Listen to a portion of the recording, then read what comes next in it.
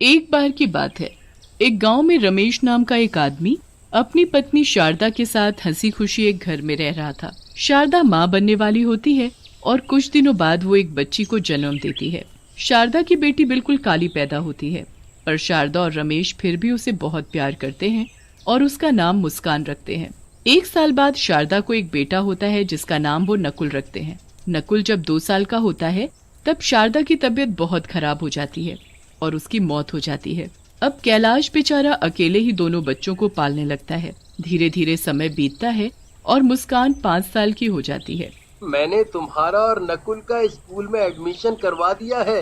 अब तुम दोनों कल से स्कूल जाना और खूब मन लगा कर पढ़ना। मुस्कान और नकुल बड़े खुश हो जाते हैं और अगले दिन से स्कूल जाने लगते हैं। मुस्कान अपनी क्लास में जाकर सबसे आगे बैठ जाती है। ए लड़की, तुम कौन हो? पहले तो इस क्लास में नहीं देखा। मेरा नाम मुस्कान है, मेरा आज ही एडमिशन हुआ है। नाम मुस्कान और शक्ल ऐसी कि सामने वाले की मुस्कान गायब हो जाए। चलो जाओ और सबसे पीछे जाकर बैठ जाओ। तुम्हारी ऐसी काली शक्ल देखकर मैं पढ़ा भी नहीं पाऊंगी। मुस्कान बेचारी बड़ी उदास हो जाती है और पीछे जाकर बैठ जाती है। जैसा उसने सोचा होता है उसके साथ वैसा बिल्कुल भी नहीं होता। मैडम उसके कालेपन की वजह से उससे बहुत चिढ़ती और उसके साथ बुरा व्यवहार करती थी। ये सब बात मुस्कान कभी भी अपने बाबूजी को बताने की हिम्मत नहीं कर पाती थी ताकि मैडम उसे मारे ना। पढ़ने में मुस्कान बहुत ही होशियार थी, पर इतनी होशियार होने के बाद भी मुस्कान की टीचर उसे बिल्कुल पसंद नहीं करती थी। एक दिन जब मुस्कान और नकुल दोनों स्कूल जा रहे होते हैं तो मुस्कान गलती से अपनी कॉपी घर भूल जाती है। स्कूल में मैडम जब सब बच्चों को एक एक करके बुलाती है तो मुस्कान की बारी भी आती है। मुस्कान अपना पूरा बैग छान मारती है पर उसे कॉपी कहीं नहीं मिलती। अब वहाँ खड़े खड़े क्या कर रही हो? जल्दी कॉपी लेकर आओ। मैडम जी, वो मैं कॉपी लाई थी और सारा काम भी किया था पर कॉपी नहीं मिल रही। तुम जैसे बच्चों के बहाने मैं खूब जानती हूँ। आओ अभी का अभी इधर आओ। मुस्कान डरते डरते मैडम के पास जाती है। उस दिन तो मैडम ने अपने पास एक कांटों से भरी डंडी रखी हुई थी। अपने हाथ आगे करो। मैडम जी, मुझे माफ कर दो प्लीज, मैंने सच में काम किया था। मैंने कहा हाथ आगे करो, समझ में नहीं आता क्या? मुस्कान डरते हुए अपने हाथ आगे करती है। मैडम अपनी कांटों से भरी छड़ी उठाती है और जोर जोर से मुस्कान के हाथ पर मारना शुरू कर देती है। मुस्कान बुरी तरह चिल्लाने लगती है और उसके हाथों से खून बहने लगता है। मैडम जी, मत मारो, मुझे मत मारो, माफ कर दो मैडम जी, मुझे माफ कर दो। मैं बच्चों को माफ नहीं करती बल्कि उनको सजा देती हूँ, सजा। और तुझ जैसी काली कलूटी को तो डबल सजा मिलनी चाहिए। मैडम मुस्कान को इतना मारती है कि मुस्कान खूनम खान हो जाती है। रोज मुस्कान की मैडम उसे ऐसे ही मारती और एक दिन तो हद ही हो गई जब मैडम ने सजा देने के लिए उसे स्कूल की छत पर नंगे पांव धूप में खड़ा कर दिया। मुस्कान की हालत इतनी बुरी हो गई कि वो चक्कर खाकर छत से नीचे ही गिर गई और तड़प तड़प कर मर गई। उस वक्त कैलाश 2 दिन के लिए शहर गया होता है। ये खबर सुनकर वो दौड़ा चला आता है, पर आने के बाद उसे ना ये पता चलता है कि उसकी बेटी की मौत कैसे हुई और ना ही उसे अपनी बेटी की शक्ल देखने को नसीब होती है, क्योंकि गांव वाले ही उसका क्रियाकर्म कर देते हैं। कैलाश को मुस्कान की मौत का बहुत दुख होता है और वो उसके लिए बहुत रोता है। कुछ दिन बाद वो नकुल को स्कूल छोड़ने जाता है। वो नकुल को छोड़कर जा ही रहा होता है कि उसे स्कूल की छत के किनारे एक भयानक शक्ल की काली सी चुड़ैल बच्ची दिखती है। कैलाश जल्दी से भागकर पास जाकर देखता है तो वहाँ कोई भी नहीं होता। अभी तो यहाँ कोई था, कोई भयानक शक्ल जैसी काली चुड़ैल जैसी बच्ची कहाँ गई वो अचानक? कैलाश वहाँ से वापस जाने लगता है तो वो काली चुड़ैल बच्ची फिर से आ जाती है। मैं वापस आ गई हूँ, एक एक से मैं बदला लूंगी, किसी को नहीं छोड़ूंगी। सब बच्चे क्लास में पढ़ रहे होते हैं। हमेशा की तरह मैडम बच्चों को मार रही होती है। तभी वो काली चुड़ैल बच्ची खिड़की के पास आकर खड़ी हो जाती है और उस मैडम को घूर घूर कर देखने लगती है। उसके बाद वो टेबल पर पड़ी कांटों वाली छड़ी को देखकर घूरने लगती है। छड़ी अचानक हवा में उड़ने लगती है। सब बच्चे और मैडम हवा में उड़ती छड़ी को देखकर हैरान हो जाते हैं। उसके बाद वो एक इशारा करती है और छड़ी मैडम को मारना शुरू कर देती है। मैडम जोर जोर से चिल्लाने लगती है और वो काली चुड़ैल बच्ची बहुत खुश होती है। अब आया ना मजा, अब पता चलेगा कि कैसे दर्द होता है। हाय हाय, मैं मर गई, कोई मुझे बचाओ, ये क्या हो रहा है? कौन है यहाँ? कौन कर रहा है ये सब? यहाँ कोई भूत तो नहीं? हे भगवान, मुझे बचाओ। बच्चे तो बड़े खुश होते हैं और मैडम वहाँ से भाग जाती है। अब दिन के वक्त वो मैडम लंच कर रही होती है। जब मैं खाना खाती थी तो मुझे खाने भी नहीं देती थी ना, आज मैं तुझे खिलाती हूँ पेट भर कर खाना।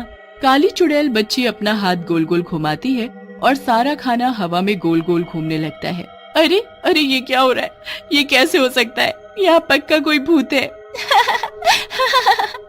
कितना मजा आ रहा है तुझे ऐसे देखकर। अब मैं रोज ऐसे ही करूंगी। मैडम को आसपास कोई दिखाई नहीं देता।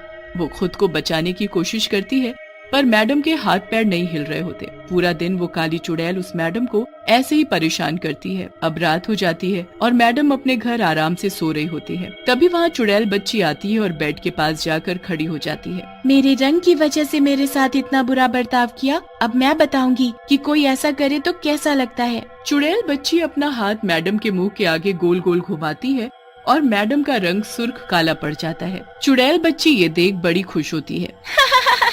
अब देखना अपनी शक्ल, तब पता चलेगा मुझे कैसा लगता था।